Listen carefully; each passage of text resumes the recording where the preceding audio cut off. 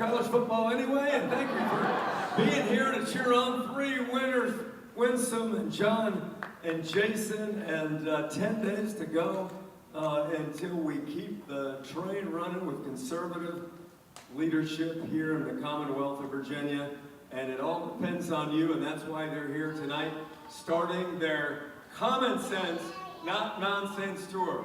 Are you ready for Commonsense and Not Nonsense? Thank you.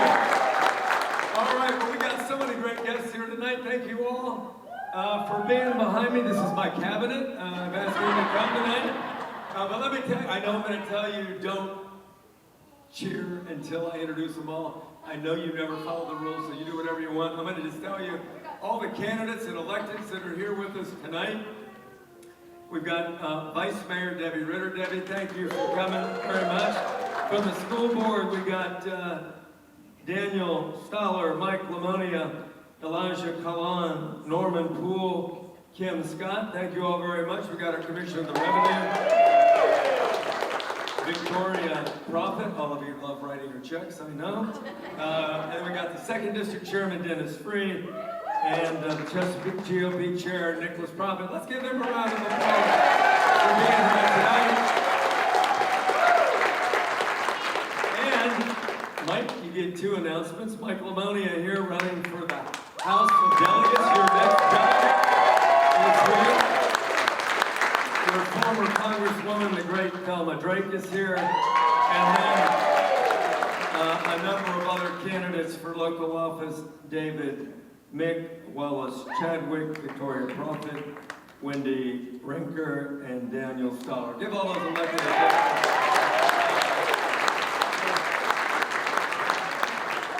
Well, ladies and gentlemen, with all of your help, I first got elected, hard to believe, 34 years ago in Virginia Beach. We called ourselves the Beach Boys, and then Thelma got elected, and then we were Thelma and the Beach Boys. But it showed what could be done when people got together, worked hard, and committed themselves to good government, and were willing to put their time, talent, treasure, effort, and good names behind a campaign. But in those days, 30 years ago, there were actually some Democrats left in Virginia that had some common sense, that were moderate, that would find middle ground. Ladies and gentlemen, they're all gone. I mean, it pains me to say it, there's none left in the House or the Senate. This is a very different Democratic Party, much more radicalized, and that's why we need common sense to continue, like we've had with Glenn Youngkin and Winsome and Jason. We need that to continue with our ticket. That's why I'm so glad you're here, sacrificing your time here on a Saturday. Think about the common sense that Jason and Winsome and Glenn have brought. We've had record surpluses every year. We've had about $6 billion in tax relief. We've had $140 billion of new capital investment in Virginia because of Glenn Youngkin running around the world telling the Virginia story. We've had great reform in our mental health laws with right help. Right now, we've had major new penalties for drug dealers, fentanyl dealers, illegal immigrants, and on and on and on. Things that make sense. Things that the average citizen talks about around their kitchen table. That's the kind of government we've served. We've actually had transparency at DMV and Department of Environmental Quality with record turnaround time in permits and on and on. This is what we need. And look what we've had, though, on the nonsense front. We've had a Democratic Party, especially what we've seen in the House and the Senate, where Glenn Youngkin has vetoed 400 bills in the last 2 years alone. These bills were so bad that they couldn't have been rehabilitated with amendments. They were contrary to the principles of good government, limited government, conservative principles, faith, family, freedom, that they had to be vetoed. If Abigail Spanberger gets elected, those 400 bad laws go into effect in the next 6 months. That's what's at stake in this election, and that's why I'm glad that you're here, because they champion things like abortion up to the point of birth, and maybe further, if you listen to Governor Northam. We've had policies that have handicapped our hardworking and brave police force, even demonize them in some respects. We've had so much sympathy for people that are illegally present in the United States, including trying to give them more benefits. That is nonsense. Isn't it time for common sense to stay in Virginia? And, ladies and gentlemen, I can tell you that the ultimate test of what's at stake here is what's happened just in these last couple of weeks. I've only been doing this, as I said, 34 years. But I have never heard words from an elected official and somebody who wants to be a law enforcement official, the Attorney General of Virginia, the office that I held for 4 years, who said the kind of things that Jay Jones has said, promoting assassination as a political tool to settle political scores and gain more power, wishing that young Nazi children of the Speaker of the House would be assassinated. Ladies and gentlemen, this is what's wrong with the country and why we need people with common sense and not nonsense values to be in. And just a couple days ago, what did we find out? The Speaker of the House has called a session on Monday to last all week. Why? It's power. It's all about power.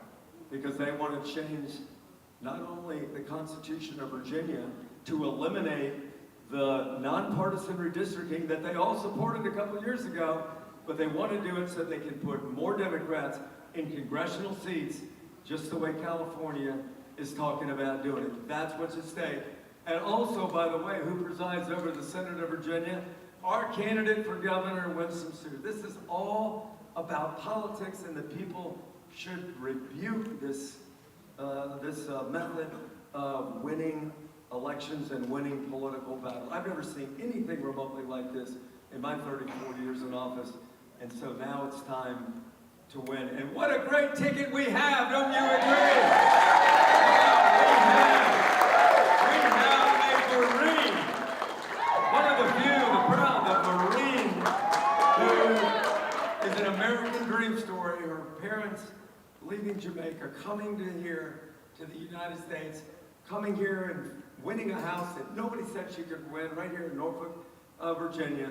A small businesswoman, somebody who identifies with people that work hard for a living, and she's going to be a champion of the middle class when we elect her. And I'm so happy that we have Winsome Sears. It's going to be our next governor in Virginia. And John Reed, can you believe it? Can you believe there's actually a conservative in the media, and he's our candidate for lieutenant governor? What a change that is going to be. And I'm so excited we got John, and then we've got the best Attorney General of the United States of America, your champion for law enforcement, and he is going to do a great job for the next 4 years being the counselor to Winsome Sears as governor of Virginia. But you know what? It only happens if you redouble your efforts these last 10 days. Now, I know so many of you have already given sacrificially of your time, your talent, your treasure, your advice. You've been out there when it's been 30 degrees. You've been out there at 95 degrees, knocking on doors, going to rallies, handing out literature. But you know what? It's not enough yet. I'm going to give you off in 11 days. I'm going to give you a break. But for these next 10, look at the polls. Everything's margin of error. You know, one side or the other.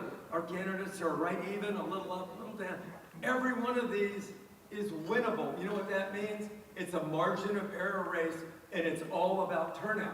And guess whose job turnout is? Yours, and yours, and yours, and yours. Turning out our Republican base and all those common sense Democrats who finally got to the point to say, enough is enough. The Democrat Party left me.